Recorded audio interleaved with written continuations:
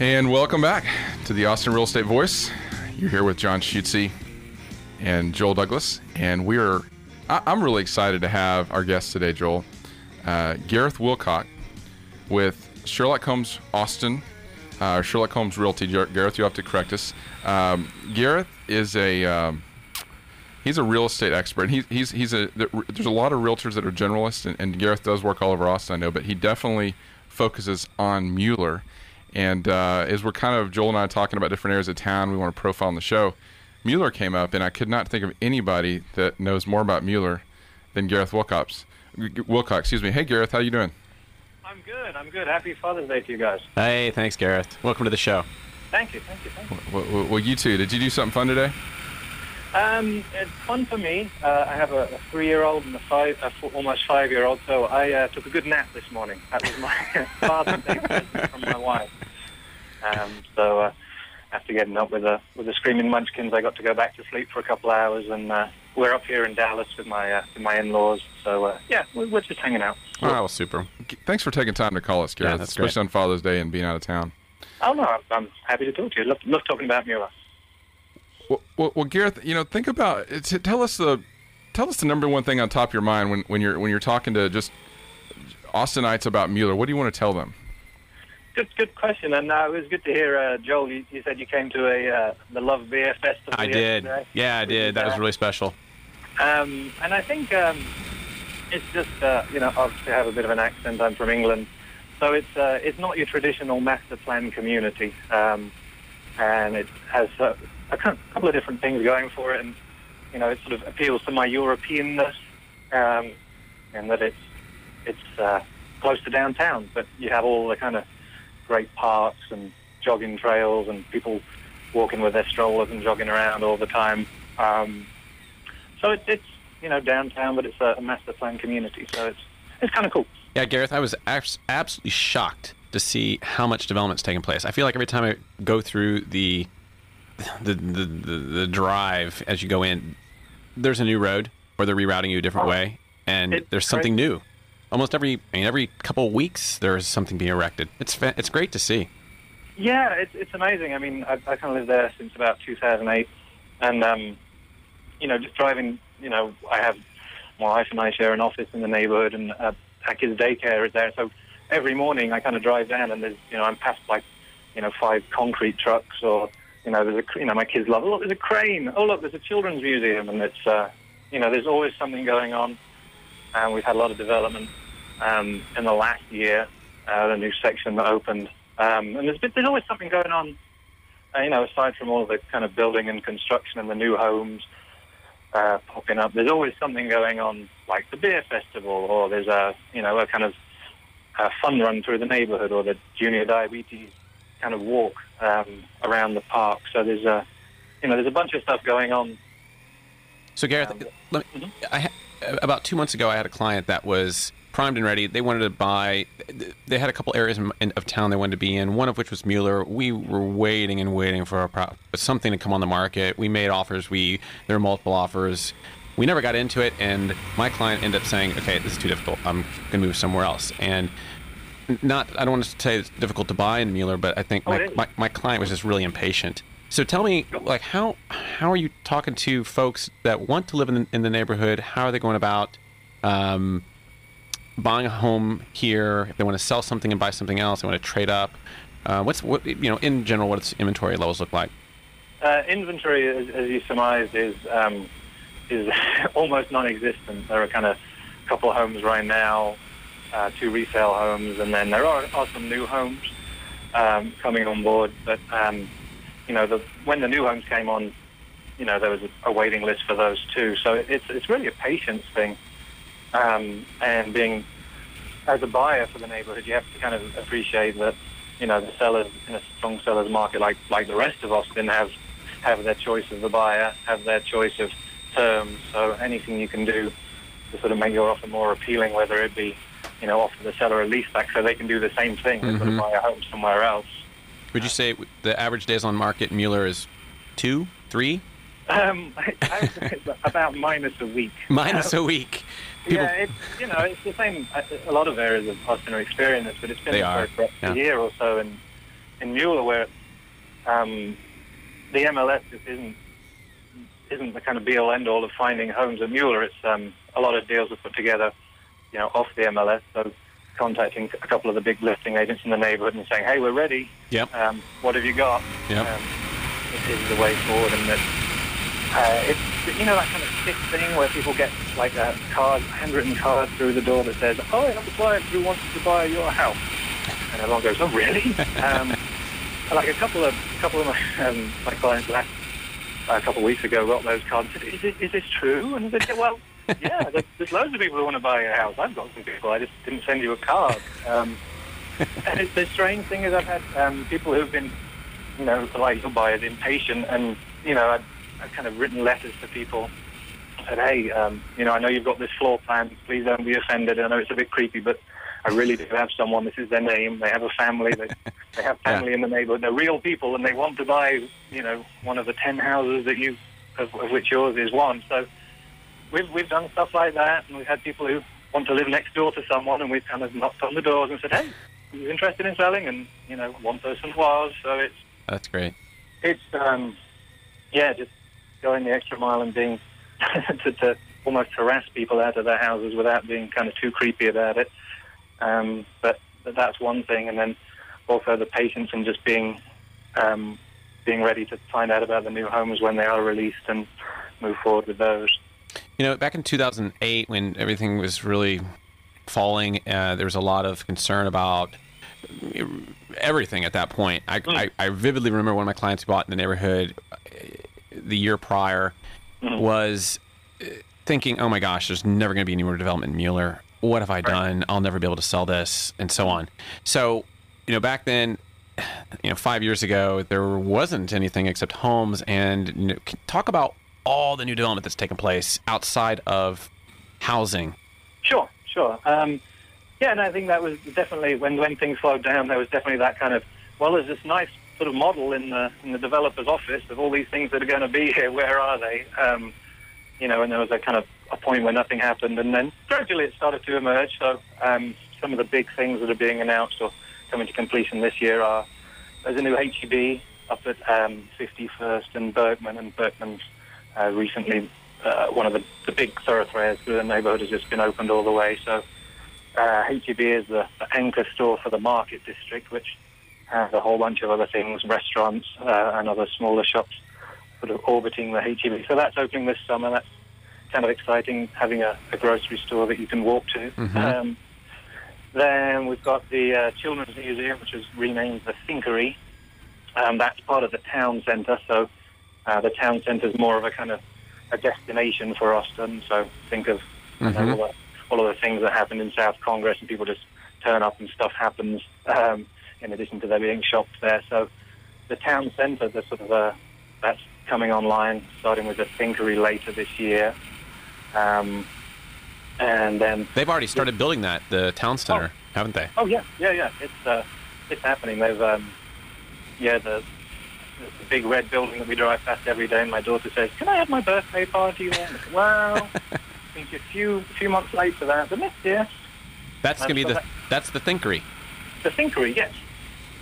So that's really exciting. And then the stuff that on the sort of isn't connected by road to the main development that most people drive through, sort of Rathhaber Village off Manor Road has the Austin Children's Shelter in it. So that's kind of exciting too, to see a local organisation looking after kids who need a little bit of help.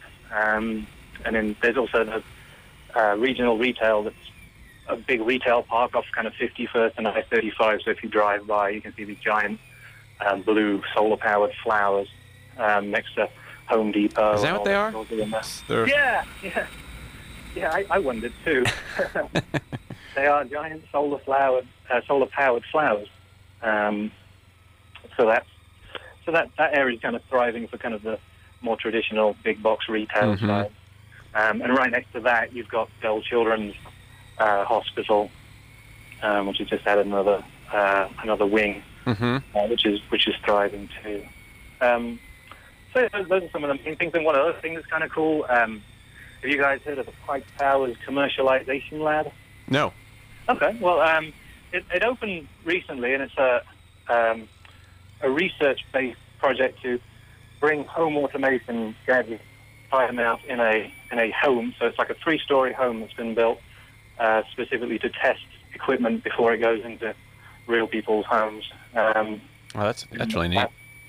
Yeah, it's really cool. It's it's a pretty interesting neighborhood in terms of the amount of solar panels that we have, the amount of electric cars that we have that were part of the Con Street project, which there's a smart grid demonstration project in the neighborhood to test all of these devices and solar panels and how things work when you're charging electric cars, as well as using electricity for your AC. So there's, how's that going to work as we'll start to buy electric cars. So we're trying to figure that stuff out in the neighborhood too. And the same people that brought that project put up this high towers or whatever, which is kind of cool. It's just a cool lab to kind of go around and see what's going on there. So, when I think of Mueller, one of the things that comes to mind is green building and sustainability, and most of those homes are built with that in mind.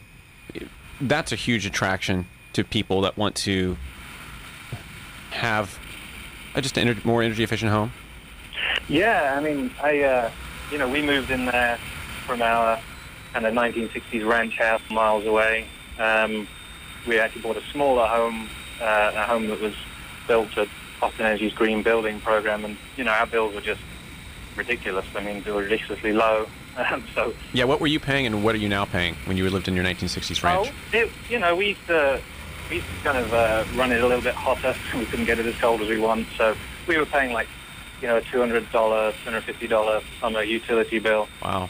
Not to keep it that cool, and we kind of moved into a more efficient sort of 1,400 square foot home, and it's kind of $80, and we have it a lot colder. So it's not just the bill is low, but it's just more comfortable. Let's put Shootsy on the spot here, John. So basically, Gareth is saving almost 100. What would you say? 200. What was your utility bill? 300. $250 electricity down to say 80. So almost $170 a month. So what would that be in terms of, if you're getting a mortgage? Purchase power. Purchase power. Yeah. Let me just do a quick little analysis for that. That'd be about $35,000 in purchase power. Oh, wow. Yeah. Well, and I think that's a great kind of segue into a question I had, and that is that this was designed to be an affordable area. Right. Is it still affordable, Gareth? Affordable. There are two definitions of affordable, I guess. So there's an affordable scheme. So a quarter of all the homes that are built are made available in an income-qualified affordable program, and that's still going strong in the neighborhood right now.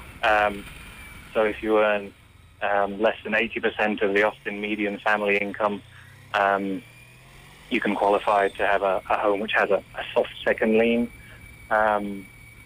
So you actually, instead of buying a $250,000 house, you buy the same house, but it costs you $180,000. And so that other $70,000 is a second lien that it's sort of a zero interest. Mm-hmm. It exists, and then when you sell, assuming you make a profit, you have to pay that back first. Is that the way it works? Right? Exactly. But there are some wrinkles and complexities and changes to the program, but essentially, yes, it's a lien that you're not paying any money on, and you just own, say, 3/4 of the house, and you get a portion of equity back at the end when you sell. Right. And actually, now that you mention it, even if house prices went down significantly, which we haven't seen, then you wouldn't make a loss. You would, the foundation would make the loss when you came to sell. So you can't lose. It's kind of nice. Right. And I just want to say that from a lending standpoint, I've had a few clients who have that lien and we're a little concerned about refinancing, and you can refinance your home and keep that lien in place. Absolutely. Without having to pay it back or something. Exactly. Yeah. So when we bought our first house in the neighborhood, it was under that scheme, and in fact, yes, you did try to help us to refinance. So yeah, good. Yeah, absolutely. So what is? Tell us about a typical home there. If you're looking to buy there, what are you going to find? It's very varied. That's the beauty of the neighborhood. So it ranges from, kind of a small kind of one-bedroom condos and a low-rise condo unit, sort of in the sort of 190, 200,000 range in the market program, and and then it goes. There are kind of 3-bedroom little detached houses, and I say little because it's very dense. All the homes are packed in there, and I don't say that in a sort of pejorative. Oh my gosh, the houses are packed in there. It's for me, density is a good thing. We have small yards. We're close to our neighbours, but we're also close to downtown. So there are detached homes on smaller lots that might be, you might be 8 feet away from your next detached house up along the street, and they range from 1,100 square feet up to, way to 3,700, 4,000 square feet, some of the larger custom homes. And so that ranges from the 300s up to the 900,000 range. It's quite a mix. 900, yeah. Yeah. And even... And people can get garages there, even though it's, you say high density, people aren't parking on streets. Most of the homes have a 2-car garage, and if you're driving down the street, you don't see the garages, you see the porches, and then the garages are all off alleys, and that's, one of the aims of the neighborhood's design is to promote, a kind of a neighborhood where you can see your neighbors rather than just see garages. And then as well as the detached homes, you have townhomes and condos, so you have some really cool attached housing, and we've even got coming right now this year, they're selling shop houses, which I'm really excited about. So it's a 3-story home, and on the first floor, it's a sort of 600 square foot commercial space, so you can run your business out of the. Oh, that's super. Put a sign out front. Would that allow you to have signage? Yeah, there's. I believe so. I'm not. They haven't been built yet, and they're still in the permitting process. But that's the plan. That's the idea. It's to encourage walkable small businesses. Say a therapist's office or an architect's office, and or a realtor's office. Well, or a lender, yeah, or a lender. Or a realtor's office, yeah. I think there have been a couple of realtors interested. I mean, it's a great spot. The housing stock it varies from sort of the affordable program, the income qualified scheme, which is starts in around the 155 range for a home there, and goes.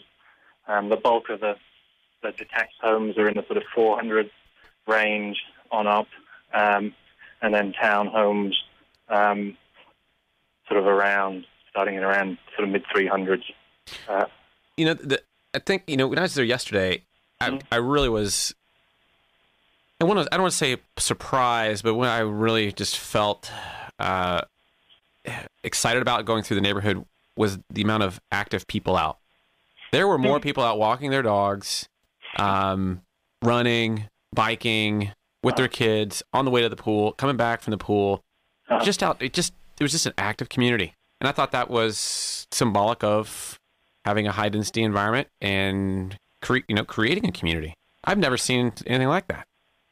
Yeah, it's not something I've seen in the places I've lived in Austin before. That's right. Yeah. There are wide streets. They're designed as much for people on foot as they are for people to get their cars down. So you do tend to hang out on the porch, see your neighbors, and people. And you mentioned your father.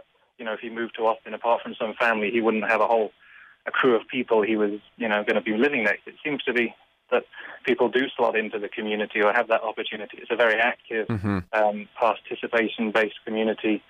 Right from block parties, we have block captains, kind of all the traditional newsletter stuff that goes on. But it's just aimed at getting people out in the streets talking to each other. And we see multi-generational families. So we see, maybe the kids move in, buy a house, in 2008. They have their own family, and then the newly grandparented people come in, and they get their home, and everyone kind of walks around and sees each other and wanders over to the park and goes to get a beer or goes to get a farmer's market trip. Or there's there's a bunch of food trailers out there. So I think there are places to be. It's not all about necessarily being in your castle. It's about being in your village, sort of thing. So Gareth, we're running out of time here, but I do have another question, and that would be, how do folks go about, if they wanted to buy a brand new home, how do they go about doing that? And given, if the builders are out of inventory, what does a buyer do? Do they just keep sit and wait, or do they call you and say, "Hey, ask the builder if they're ready yet, if they've got more land yet"? There are. Are they taking orders? Builders right now. Yeah, they're taking orders. They're actually Streetman Homes in the neighborhood are actually the only builder with market rate inventory. There are 3 builders with affordable income qualified program inventory. But yeah, I recommend getting with a realtor who's kind of comfortable with all the different builders and getting on waiting lists. And it's, we bought our second home in the neighborhood, and we were on a waiting list just like everyone else. Mm-hmm. I kind of contacted the builders, checked in with them every week like I do for my clients, and said, what's new, and they kind of see me every week and say, nothing. And then all of a sudden there's a kind of, right, we're selling now. And then they're out. Yeah, and so can you come in at 2 o'clock tomorrow and buy a house? So it's preparation, understanding what the housing and, the different parts of the neighborhood are, understanding the different kinds of housing, and just making sure you're registered with the builders and have an agent who can go in there and make sure you get one. Well, there's certainly there's a lot of long-term potential in this neighborhood, and I know that you're going to be very successful for many years to come as you continue to specialize here. Gareth, I apologize, we've run out of time, but I would love for listeners out there to be able to know how to find you and contact you for more information. Oh, well, I appreciate that. Yeah, sure. I have a website called homes@mueller.com. Can you spell that? Yeah, Homes as in HOMES. Oh, okay. Okay. At HOMUELLER.com. And I think right now on the homepage is the list of the current available homes out there, or ones that you can sort of start reserving. So happy to help. Super. Hey, thanks a million. Thanks, Gareth. Thanks for having us on. I really appreciate it, and I really love the show. Thank you.